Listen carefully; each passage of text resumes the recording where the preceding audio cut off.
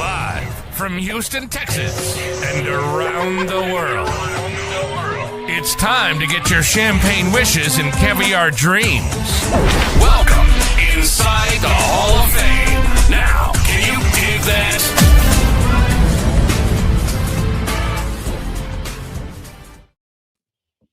Welcome back inside the Hall of Fame again, y'all. I'm that boy, man. I'm that boy, 6-time world champ, 2-time Hall of Famer. Got my man Brad Gilmore here with me, as always, man. And we getting ready to do this thing. I want to thank everybody, and when I say everybody, I mean everybody, for stepping inside the Hall of Fame, getting your champagne wishes, caviar dreams, man. I'm feeling good because I got a flight out of here in the morning, heading to Philly, man. You know, and it's always good in Philadelphia, PA, the city of brotherly love. You know, getting ready to head home to Lowell, Massachusetts on Sunday as well. Heat wave. NXT is heating up, baby. It's heating up. TNA is heating up. Let me shout out to TNA. Shout out to TNA and what they're doing over there. Big money moves going down over there at TNA, man. But I'm excited, man. I don't know why I get all this energy from, but I feel good. I really do. You know, TNA, I hear they're circling the media rights. Maybe they got something cooking for themselves. We'll see what kind of comes out of that. I don't want to say nothing, but when it break, trust me, we're gonna be the first ones. We're gonna be the first one to break it because I got sources in TNA. Sources? I got big time sources in TNA, and I'm talking about they start at the top of the food chain. You feel me? So I'm getting all the news, all the dirt. You know what I mean? Hell yeah. We're going to be spilling all the tea right here inside the Hall of Fame. I just want to let everybody know that. Okay, well, the tea is going to be spilt here inside the Hall of Fame. By the way, speaking of tea, I want to get your reaction to this. I just found out about this app that is now launched that the ladies are using. Okay. And I think it's called The Tea. The Tea. And what you do is you go on there, you verify yourself, and then you and these other women, it's for women only. Yeah. From my understanding, you go on there and you see if the guy you're talking to in your area is talking to any of these other women. It's like a snitch app for women to find out if the guy is playing the field or not. How do you feel about this? You know, man, this new style, this new age and everything, where people can, you know, just like myself, Charmel and I, we was at K-Pot last night, and my daughter texted her and said, you know, you didn't ever tell me you was going to K-Pot. She had tracked Charmel's phone. So these days, the world that we're living in today, man, you can't get away with nothing, man. They can put the little tracker on your car. You know what I mean? And air tags. Yeah. So it's everything's open season right now, man. You got to be very, very careful. You got to be like James Bond. You got to be very secretive. Everything you do going on in 2025. Seriously.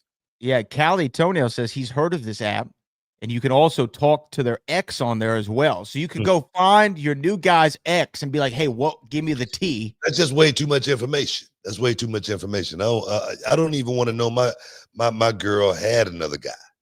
Yeah, for real. Right? You know what I mean? Right? Yeah, I hear you. So it might, if I find him, you know, he might be 6'8". You know, so we know what that means. You know, wear a size 16 and a half. You know, so I might drop her, you know, if I find out. So I don't even want to know. I don't even want to know. We don't want to know. We don't want to know. But see, but look, that's the difference between men and women. Women want to know everything. Men want to know nothing. We don't want to know anything. Don't tell us nothing. I don't care. Don't want to know. You know what I mean? Especially if you're dating a 6'8" baller. I don't want to know that. You feel me? Don't want to know. I'm just saying. So let's keep it copacetic. Let's keep it copacetic, 100%. Well, you know what? We had a lot going on over the weekend. Obviously, there was AAA, there was UFC, went down. A lot of things going on. Let's not forget about the masterclass that was given at the Walker Texas Lawyer Arena, 2-day event at the Walker Texas Lawyer. And I tell you, man, we had a lot of prospects out there. We had about 27 guys and girls showed up for the seminar, and it was a 2-day event, and we had a blast, as well as we ended it off with a little showcase, and we had probably a couple hundred people there, for the showcase. So it was amazing, and I just want to thank everybody for coming out to our first masterclass at the Walker, Texas Lawyer Arena. So boom, big ups to everybody who okay, so walk people through it. Like, what was the 2-day event? What does it all entail for people who might want to do the next one? Oh man, it entailed a master class as far as promos, as far as insight from a business side. I don't want to give away too many secrets to anybody who may want to come to the next one or anything like that. Myself and Gabe Sapolsky actually was the two at the forefront, but we had trainers in there actually giving lessons for both the days. We actually put together matches. We actually had matches both days, just trying to fine tune these guys. They went through training programs as well as far as regiments. It was amazing. It was something, like I say, for the first time for me, getting a chance to really do from this scale. Now being a part of the WWE program, now being able to really hone in and see who's out there, who perhaps may be the next kid that could step up to the next level and do something. I think we had this kid, Adam Green, and at 19 years old, we actually signed him to the Reality of Wrestling roster because he was such a standout kid, 19 years old. So we can only imagine what we're going to be doing with this kid in the future for Reality of Wrestling. So that's what it's all about. It's all about, there again, seeing who's out there and who's available and who perhaps may be the next superstar for this business. Well, you know what? That's awesome. That's awesome. Gabe Sapolsky, obviously the guy who was kind of behind the WWE ID program for people who do not know. So yeah, I mean, that's awesome that people were able to come out there and do that. And shout out to a new Row roster member. What I was also going to bring up before we buried any more leads over the weekend was A&E did a special on greatest matches in WWE history, and Booker T versus Rey Mysterio was the highlighted match over the weekend. I don't know if you got to see any of the social media clips. Wait a minute, are you kidding me? You didn't know this? No, man, I'm not buried deep into that kind of stuff, man. I don't read my own press clippings or anything like that, but tell me about it. Well, I mean, so they highlighted the match that you had with Ray as King Booker from the Bash at the Great American Bash, when you won the world title, which is a match that I know that you personally love, not just because you won the world title, because that was just a kind of a master class of character, of storytelling, of Romeo and Juliet, Phantom of the Opera. But here, like, why don't we listen to a little bit of what people were saying about the match on the special? Is that cool? Like, yeah, go right ahead, man. Let's see if you can hear this. Here we go. It is a big fight field here tonight in Indianapolis, Indiana. The champion Rey Mysterio and the challenger King Booker. This will be one hell of a matchup. Working with Rey Mysterio, who I always considered as my favorite wrestler. I remember going out there with Booker T. The chemistry was just there. Oh, wow! To me, the guys that are really great in this business are guys that can do it all. It's what, to me, puts Booker in the top echelon, is his ability to tear it up. Royal Booking! The Royal Booking! King Booker is world champion. It is the King's time. That was an incredible match. Wow. The only king to ever win that World Heavyweight Championship. It meant a lot. Long live the King! Wow. Yeah. WWE's greatest moments on A&E. So that was Ray and Triple H and yourself talking about the match. Triple H saying that you could do it all. That's what put you in the upper echelon. How do you feel about that? I was a hell of a worker, man. I was good. I could do a lot of things inside the square circle and make people feel a certain way. In that match, man, with Rey Mysterio, that was one of the highlight moments in my career. The cap of winning the World Heavyweight Championship as King Booker. Man, what a match. I was talking to Ray about that about a year or so ago, and I was like, Ray, man, you got to go back. I said, man, I don't know if you remember that match. And he was like, man, I don't know. I don't really. He's like me. He doesn't watch a lot of the matches that he's been in. And I told him, man, just go back and watch it. And he went back and watched it, man. And he texted me and he goes, man, that was an awesome match book. And I was like, wow, because the chemistry with Ray that night was, man, it was second to none. It was an unbelievable time in the ring. And I remember that match step by step. I mean, moment by moment from the beginning, just like when I was talking, you're going to have a bad night tonight, Ray. Eddie's not going to be here to help you tonight, Ray. And I was just talking, I felt like Muhammad Ali, in a lot of ways, and then to actually go out and portray it in the middle of that ring, man, in the middle of that squared circle. Man, I always put that match a lot of times for my students when I'm doing film study, just so they can watch the artistry, the showmanship, Romeo and Juliet, Family of the Opera, this thing. Beautiful, beautiful, beautiful team. Hey, man, we got to take a break, man. Stick around, you're in the Hall of Fame. We'll be back in a minute. Fellas, let's talk about confidence.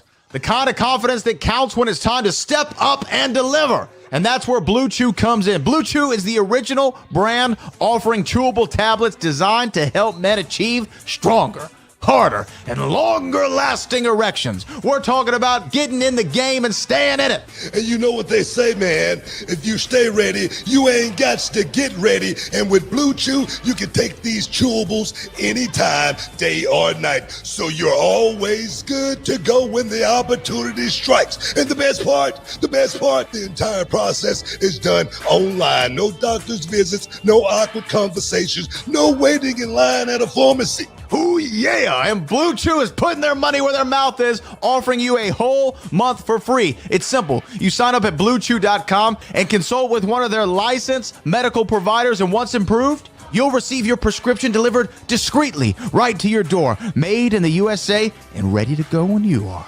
Now, Brad, let's get real. Does it work, man? They'll mistake you for a soldier at full salute. You'll be pitching a tent like a true Eagle Scout, man. Blue Chew won't stop until every man is bricked up like a brick house. That's the mission, dog. And listen, confidence is key, especially when you're all bricked up.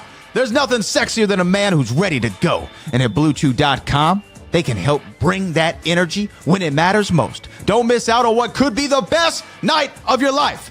Make life easier by getting harder. Discover your options at BlueChew.com, and we've got a deal just for our listeners. Try your first month absolutely free. Visit BlueChew.com, use the promo code Booker, and there's more details and important safety information. And as always, we thank Blue Chew for sponsoring the Hall of Fame podcast. Oh, yeah, man.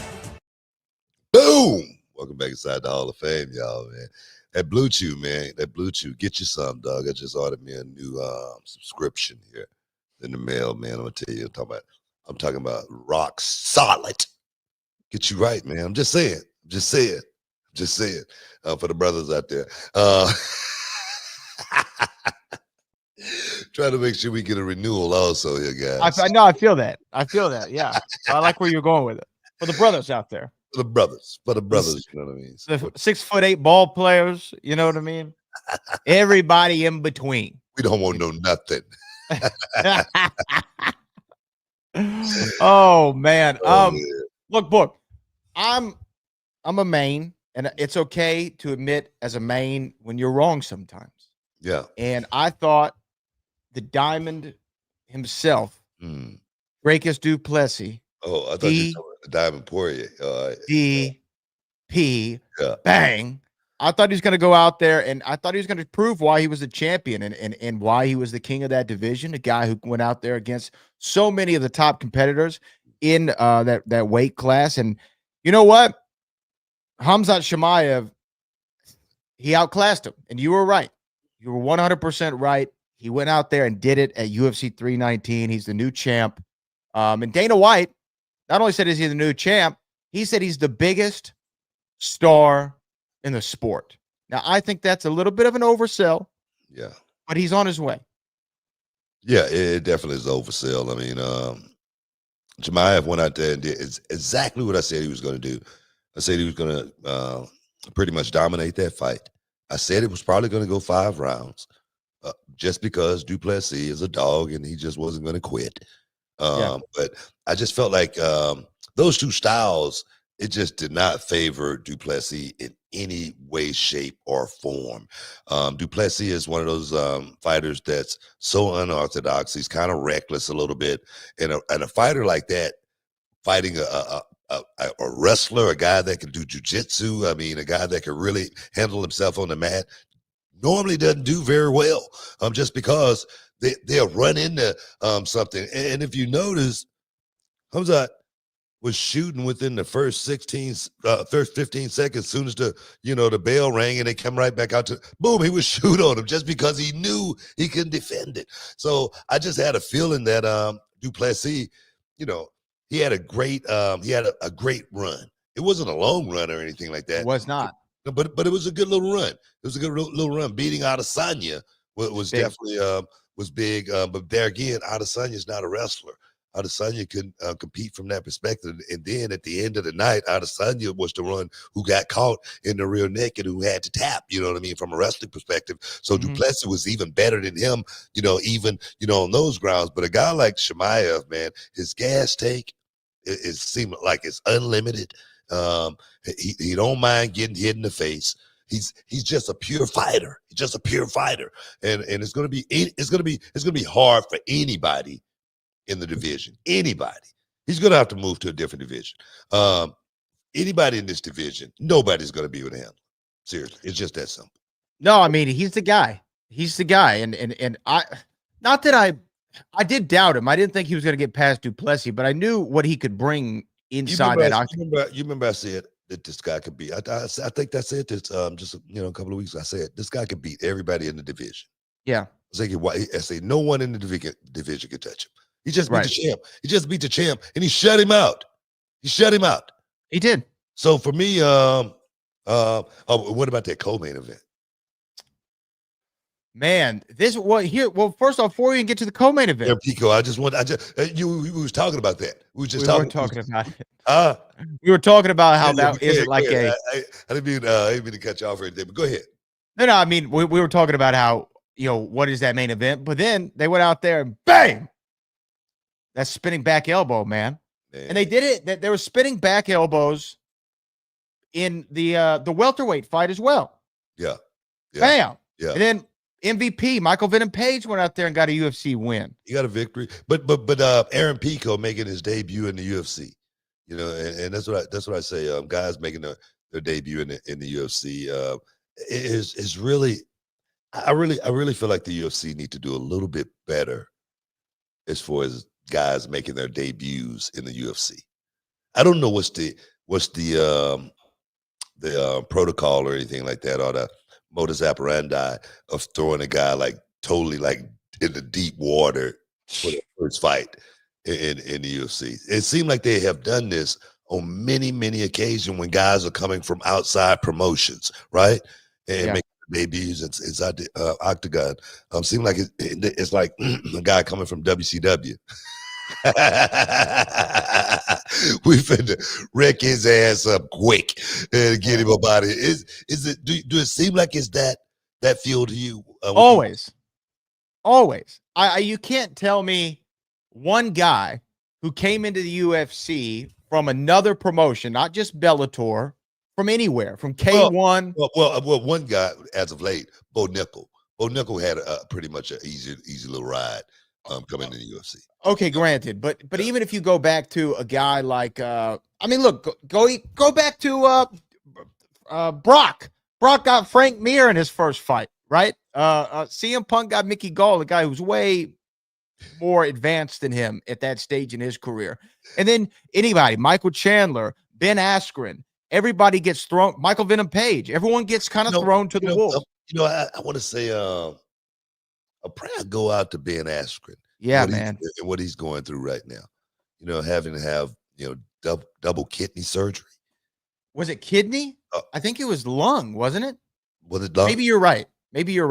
But for this dude, man, I just want to say a prayer for him, and I appreciate what Jake Paul did for him as well, as far as helping pay some of his medical bills and whatnot. But I didn't want to get off on too far on another note, but I just want to say prayers up for Ben Askren, big time.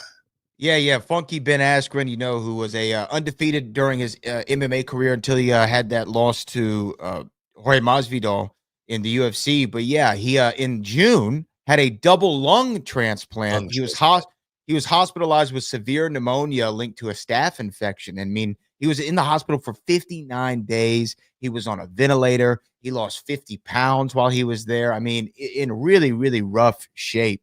And so we're glad that he was able to get out there. But think about that, a double lung transplant. God bless him, man. Seriously. I mean, you don't wish that on nobody. Seriously. Yeah. No, but when you go back to what we were discussing, yes, the UFC, they do not give anybody a break. They give no break. No, it's like what they're like? No discretion. You know what they're like? They're like Jacob Fatu. All gas, no brakes. You know what I mean? Heck yeah, man. It's crazy. That's how they treat those guys. But you know what? I mean, I guess the idea is, hey, this is the UFC. You sink or swim. There's no free rides here. There's no such thing as a free lunch. There's no such thing as an easy fight. Yeah, I feel that way. And you spoke about Venom Page. Yeah. Everybody's looking for this dude to have a huge downfall, but Venom's good, man. He's good. He's not the best wrestler in the world or anything like that, but he can defend well. That's one thing about Venom Page, and I think he's done okay in his Octagon career. But there again, that's another guy, Venom Page. As soon as he came in, they threw him to the wolves as well, man. So, no, man, it just seems like it's just part of the protocol, I guess. But I think the UFC definitely needs to do a little better as far as that goes. Yeah. Also, in the post-fight presser, I did want to bring this up. A lot of questions for Dana about a variety of subjects. I feel like he's going to get asked about the White House card every time he does any interview until it happens. And then probably after it happens. The White House card is the new sphere. What's going to be on the sphere? The sphere. That's all the media wanted to talk about. Now they want to talk about the White House fight. But one guy said, what are the odds you would give John Jones actually appearing on that card? And Dana said, I'll set the line at 1,000,000,000 to 1. So it doesn't sound like there's anything John can do in the next 10 months to change Dana's mind about that. So no John Jones at the White House. You know what, man? That could be all talk. That could be all talk. I'm gonna tell you right now, if it's some dollars to be made with John Jones being, part of that card,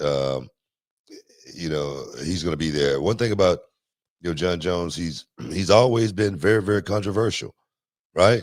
Right. Yeah. So has Trump. Trump has been very, very controversial. So has Dana White. Right. True. Right. So why wouldn't John Jones somehow find his way on that card if it's good for business? If it's good for business, and if you could trust him to show up, that's the thing. That's the one thing that we can he keep his nose clean for this next year? That's the question. Then we'll be rounding back to this situation all over again. All right, let's talk about it. Hey guys, stick around. You're in the Hall of Fame. We'll be back in a minute. Hey y'all, Booker T here alongside with my main man Brad Gilmore, and today we're talking about something that could really change the game when it comes to how you get paid.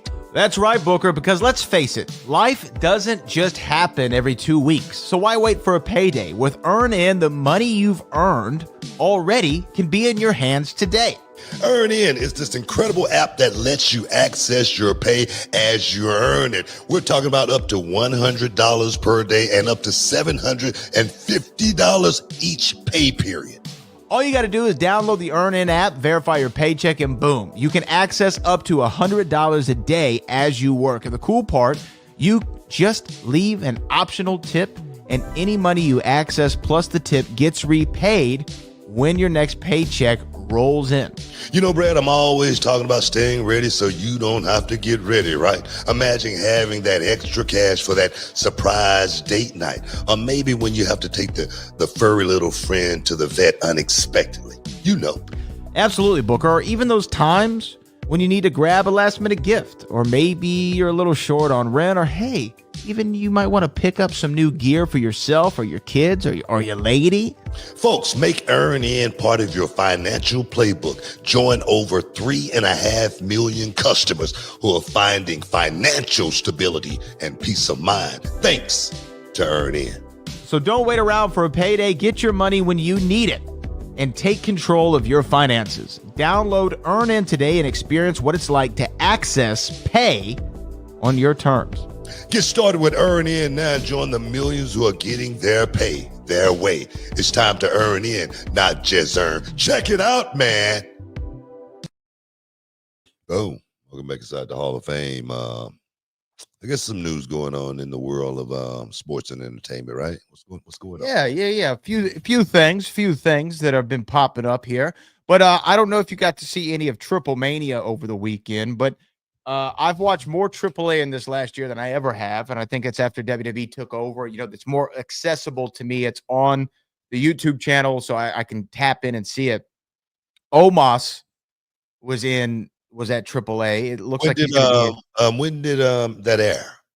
That was on Saturday. Saturday at what time? Early afternoon. Okay, that's why I was at the seminar. Oh, there you go. Yeah. Yeah, that's why.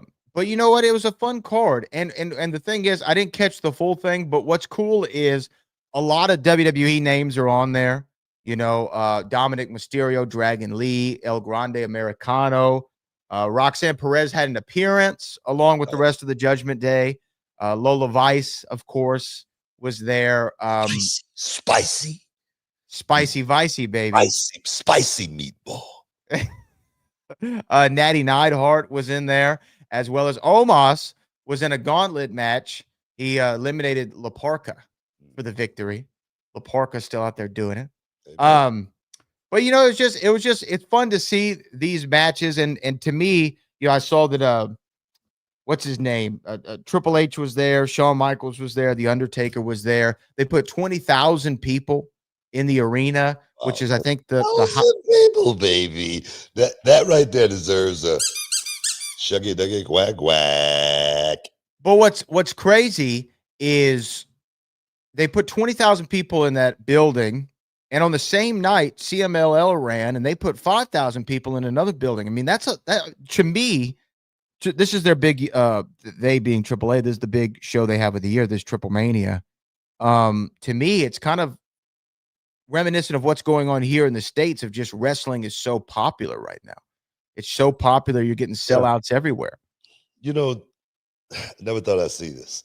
You know what? WWE actually owns AAA. It's so crazy.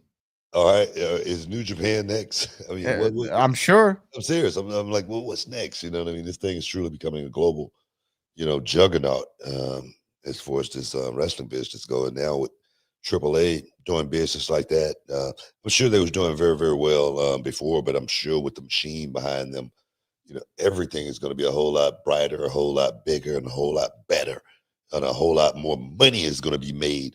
And put in people's pockets. That's what it's all about at the end of the day. But to be able to create some cool shows to do and have guys that aren't highlighted as much on the SmackDown or, you know, the Raw, they can be highlighted, you know, on AAA now. AAA, or, you know, just more dates for certain talent to work in, even in NXT. Lola Vice getting a lot of screen time. I love it, man. I love it. It's great in AAA. Now, two things. One, you spent time down in Mexico for a little bit, right? Loved it, baby. I loved it. You know what I mean? The money was good, plentiful, and the matches. I always say, before I came back to WWE, I was down in Mexico doing some work, and the way they structured the matches down there and the way they do everything, I was like, man, I think I could do this for another 10 years. You know, I think because it's way different than the American style. It's so much more different than what the American style of wrestling is, and man, you just get you get so much more time to just, you know, relax and have fun, and the fans they love, you know, what the lucha style of wrestling brings to the table as well. So I was like, man, I think I could, and then I got a call to come back to work. Were you working an independent down there, or what company were you working with? It was an independent company, man. I can't think of the name of it right now because got to realize it was like in 2010. You know, my Right. brain's a little foggy. You know, I only worked there, you know, like, I don't know, maybe, you know, 6 or 7 shots. But I was getting ready to start working on a regular basis before I came back to WWE. But I can't remember the name of it. But I tell you what, the envelope, Nice. the envelope. It's plentiful. Look here, I don't want to even talk too loud. Let me ask you, and because I don't want to start an international incident, but did you enjoy working in Mexico more or Puerto Rico more? I like both. Both of them actually, you know, people talk about how dangerous it is down in Mexico, and it's very, very dangerous. You know, Certain parts, yeah. much more than it is in Puerto Rico, but it's very, very dangerous in Puerto Rico as well. But I had certain people taking care of me when I was in Mexico, and it felt, man, I felt like I was at home in a lot of ways, you know. And then in Puerto Rico, same thing. I had people, you know, looking out for me, and you know, I went out to the club, you know, and you know, felt it, you know, the salsa, you know what I mean? I felt like Tony Montana, you know what I mean, a little bit. But I'm serious, man, because the chicas, man, all over the place, man, just all over. But yeah. I had a great time in both places. Okay, yeah. Well, you know, I hear like those stories, not so much in Mexico. I hear it more in Puerto Rico, that, you know, the people didn't take too kindly to the heels, right? That's what I always would hear. And they would, I don't know if it's probably not during your time, but probably before that, they would heat up pennies and like drop them on people as they were coming through the thing, and they throw piss balloons. I never got that treatment. Yeah. I mean, I never got that treatment. Normally, I think when I went to Puerto Rico, I think I went for Carlos Colon. Okay, yeah. Mm-hmm. Right. So over there. Yeah, over there, everything was, you know, pretty copacetic. You know what I mean? They had everything pretty much under control. They had security and everything. So, no, and in Mexico, like I say, I had a great time. You know, I never had any problems, you know, on any of those tours, you know, outside the stadium or anything like that, or inside the stadium as well. Yeah, the thing about some of these international, quite lucky, I must say. Quite lucky. Yeah, you were on the lucky end of it. But you know, it's just so interesting for WWE to be in business with AAA and to have that outlet, have NXT going strong. There's even that rumor that came out not only about the media rights deals for TNA, but I read a rumor online that maybe your inside source could either confirm or deny the veracity of this claim that WWE has, if TNA were to ever be sold, WWE has first right of refusal to buy TNA if they want it. Did you read that? I did read that. I did. I don't have any insider information because I haven't checked on it or anything like that. But I could see something like that being, you know, available for WWE just because of all the work that they're doing together right now. You know, I don't see TNA being sold anytime soon because I think they got a really, really good thing going. You know, I think I think it only can get better for TNA right now. It's a huge upside for TNA to still be in business, and whoever's running it is going to be making a lot of money. Now, can WWE, you know, just put a well, not WWE, but TKO and Endeavor, can they write a huge check for somebody to just say, "Hey, man, let us run this thing," and you know, hey, take this with you. And somebody look at that check and they go, "Oh man, I appreciate it. Let's rock on that," because they got deep pockets, man. They got deep pockets, you know, and money talks. Bull crap walks. That's just the name of the game. So I can see something like that happening. Either or, seriously. Yeah, it'd be interesting if WWE one day owned TNA, but I think TNA is doing great on their own right now. I love the collaboration with NXT. You know what? You know, I do like you know, what they're doing, like with AAA. I do like the collaboration that they're doing with TNA, and I would imagine if they was to buy TNA, they would keep it in existence. And I just wish they would have had that same thing around the early 2000s, that same mindset, you know, around the early 2000s when WCW came along. But you know, I understand it in so many different ways too, why, you say, I'm not going to get in that bed because there was so much money involved with those contracts with WCW and Time Warner. It's a lot of, but I just wish, man, WCW could still be around like that. It'd be cool if, but you know what? Look, we're living in like a pro wrestling Elseworld right now. Like those comic books where they go down like an alternate timeline. It feels like we're living in an alternate timeline in some way. WWE owning AAA, NXT, TNA going on, everything that's happening with Netflix and this deal and that deal. Who's to say WCW doesn't come back? Like honestly, who's to say they don't start WCW Nitro on Disney Plus? Man, on ESPN direct to consumer. Oh my God. You know what I mean? You know what? Never say never. Who's to say it won't happen? They brought ECW back, right? Yeah. Who's to say it won't happen? Yeah, you know what? I would love to see something like that. And that'd be awesome. You're right on that. Never say never, but right now with the way they're making money moves, anything can happen. Always expect the unexpected. Yeah, it's pro wrestling, brother. The cream of the crop. Yeah, baby. Hey, we got to take a break, man. Stick around. You're the Hall of Fame. We'll be back in a minute. Hey, this is Booker T, 6-time world champ, 2-time Hall of Fame. I got something for you guys, man. Look, when I was a kid, man, cereal was my jam. But now, since I'm a grown man, I'm looking for something that gives me more than just a sugar rush and carbs, man. That's when I found Magic Spoon. Look, it's a cereal that gives you the taste of your childhood favorites, but without sugar and packed with tons of protein.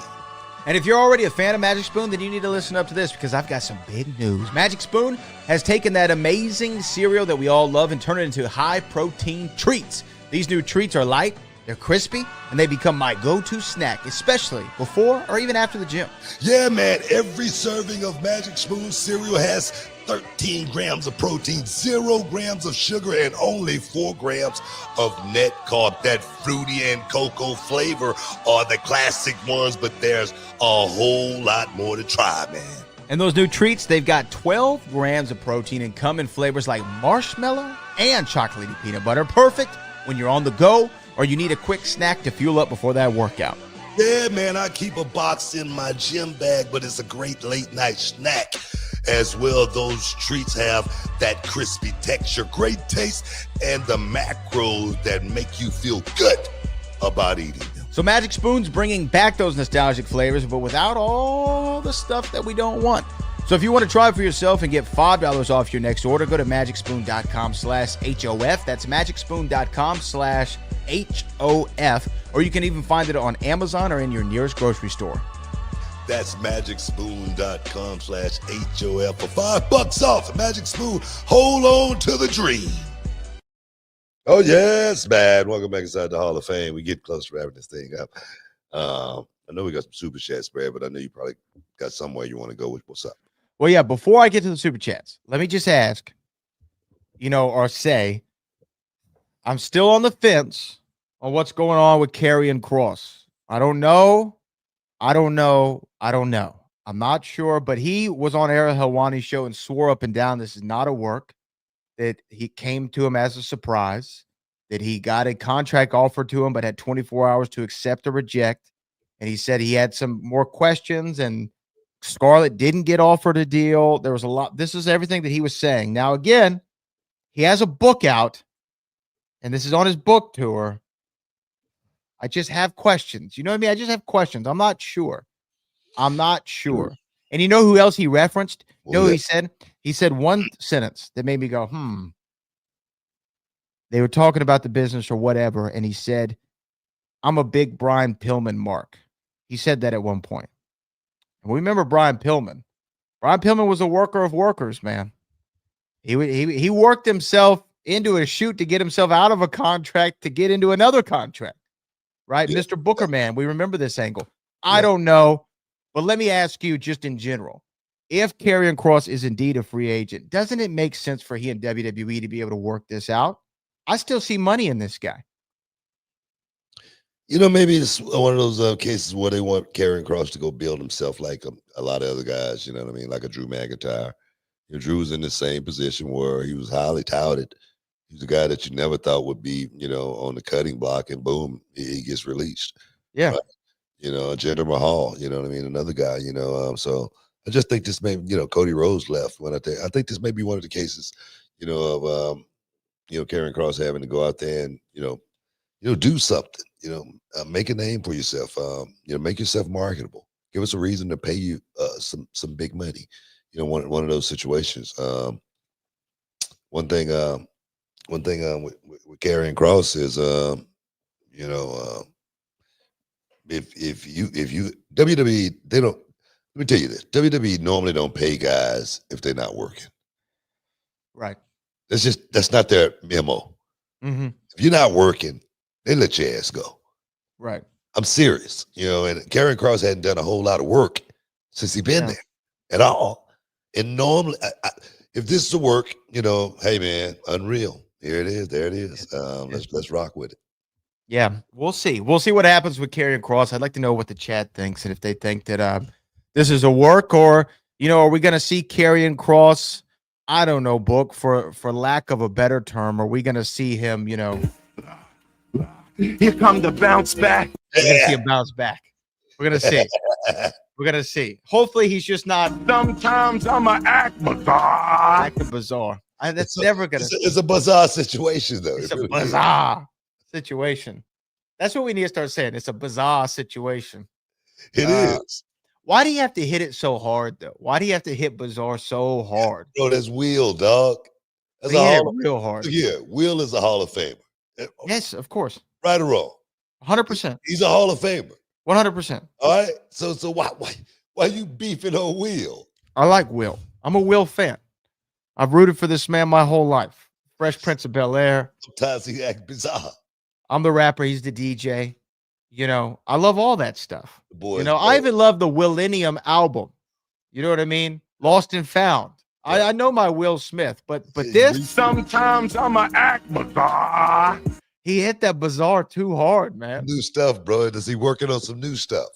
He's got a new album out. These young kids, man, they like to hear different these days. You got Lil Yachty. You know what I mean? You got a little baby. You got all these little son of a guns running around, and you got to keep up with them.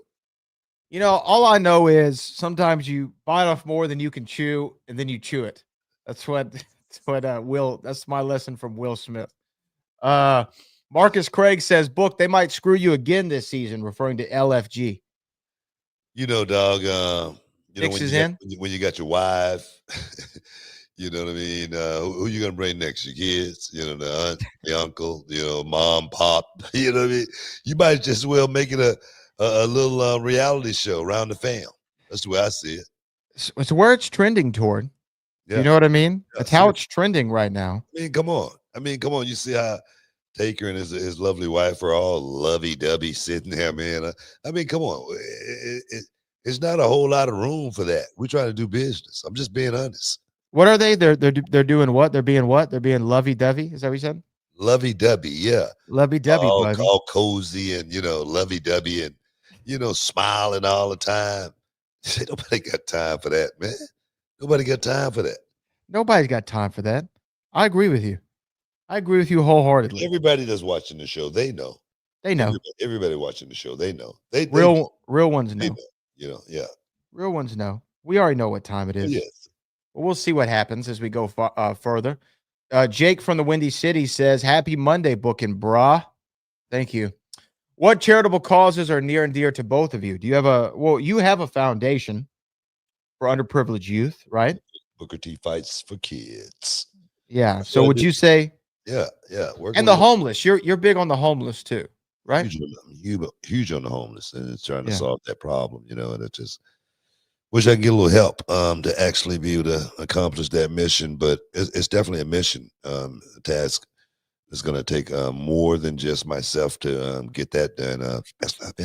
Every time I go out to LA, man, that's the one thing that really throws me into a tailspin is seeing how many people are struggling out there. How many people are just trying to survive from one day to the next, trying to keep a meal, a hot, warm meal on the table. It's amazing. And I don't know, ever since I was a kid, I've always had a place in my heart for people like that. I cannot pass by this some lady on the corner, and I cannot not go in my pocket and give them some money. I don't know why, but it's just one of those things. I just want to see people make it. Yeah, no, I'm with you. And homeless and underprivileged youth. I'm also big on wildlife, protecting the pets, ASPCA stuff, and of course the Michael J. Fox Foundation for Parkinson's Research. I donate to a lot. My grandmother succumbed to Parkinson's, so it's a cause that's near and dear to me for sure. D'Angelo Brown says, "Did you guys watch the Hogan special on TMZ?" I did not. I saw a clip of Vince on it, but I didn't watch the special. Did you see anything from it? I just saw the clip from Vince as well. I didn't see the special or anything like that. I was busy. I was running around, but Hogan. A lot of people love Hogan, man. Hogan did a lot for the business. No matter what people say, I mean, that's one thing that they'll never be able to take away from him as far as what he did for the business, and we would pay tribute to that. Is I think it's cause for that. Hopefully, they'll be paying tribute to me one day. Yeah. And look, obviously Hogan, we've talked a lot about him, and Vince on the special was interesting that he popped up there. Looked a little bit like Cruella DeVille. You saw his hair, how it was going. It was like graying right here. Yeah. Come on, bro. That's hair color. I know, but I'm like, touch your roots up, my guy, before you do a spot. He's looking for that look. That's that boss look, man. That's that boss. That's that villain look. Bro, that's a villain look. That's you know what I mean? He break like an 80s villain. Yeah, I'm serious, man. One of those movies, you don't want to mess with that dude. You don't want to mess with him. He's like a Bond villain. You know how like the Bond villains, they always had that one distinguishing characteristic. Got rid of the mustache. Thank the Lord. You know what I mean? So that was a swing and a miss, Vince. No disrespect, but that was a swing and a miss. Look here, it's 2025. You got to mix it up. Yeah, now he's got the Cruella DeVille going on. I feel you. Jack Frost says, "One love, Ro. Please start paying artists for your thumbnails / posters. AI isn't a good look for the channel." Hey, look, man. We got to do what we got to do. Look, man. Come on, dog. Come on, bro. Don't be so critical about everything. Come on, bro. That's the little stuff. All right. That's little. Come on, man. Callie Turner, TripleMania was damn good. Again, the women did it for me. Yeah, well, yeah. Even though she lost, Natty got something. I love she was so aggressive. I hope she maintains it. She did the Natty Neidhart character that we saw at Reality Wrestling against Promise Braxton. No, I'm glad to see Natty actually get a chance to go out there and do that, because this is something she's been pushing for this for over a year, to go out there and do something different.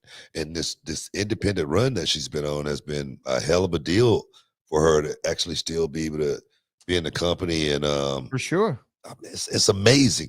What Natty's doing right now is spreading the love. That's what she's doing. She's going out there giving so much love to so many talent out there, such as a Promise Braxton. I can't do nothing but say I appreciate Natty Neidhart. I'm not going to even say Natalia. I'm going to say Natty. Yeah, Natty Neidhart, baby. Yeah. Our final super chat of the day comes from D'Angelo Brown. What's the difference of Kross coming back without Scarlett? Rusev came back without Lana. Do you guys think Jericho's coming back to WWE when his contract expires in December? He said he's open to it. People talking about it. People talking about Jericho coming back. Does Jericho fit into WWE right now? What do you think? That's a good question. Yeah. Right? I mean, look, to me, it's like Chris Jericho, it's like Edge or Christian. They'll always fit in. He's an original, I guess. He's an OG. He's an OG. You know what I mean? I guess I could definitely see Chris Jericho coming back. But why, Could Kross come back without Scarlett? I like them as a pair, and Scarlett's money to me, man. You know what? Yeah. They are good as a pair, but I'm gonna tell you right now, I really think Karrion Kross could get over if he's capable of getting over, and that is all going to be. Scarlett's not going to get him over. That's my point. I see what you're saying. Scarlett is not going to be the linchpin, the catalyst to get Karrion Kross over. If that dude is going to get over, he's going to go out there and do it. Damn it, on his own. That's just me. And if he didn't sign the contract just because Scarlett didn't get hers, I don't think that's the only reason. No. I see what you're saying. I'm just saying That could have been a huge mistake. Yeah. Because me personally, I've been begging for Karrion Kross to go out there and show me something in the middle of that. How many times have I said it? Say this guy. I said I want him to show me something. Yeah. And the only way he's going to show it to me is going to be in a match with somebody. And the thing is, only way you're going to get a match is you get an opportunity. And have the guy gotten the opportunities as of late? No, he hasn't. Why? That's the question. We'll talk about that on the next Hall of Fame. But right now, we will. But I'm a big Scarlett fan, respectfully. I'm a huge Scarlett fan. I mean, respectfully. Put the title on it. Hey, guys. Straight to the moon, baby. I want to thank everybody for stepping inside the Hall of Fame. Give your champagne wishes, caviar dreams, man. I'm on my way to Philly. I'm feeling good. Brad, I want to thank you for having lifting, man. I appreciate you. And until next time, peace. We love you. We out.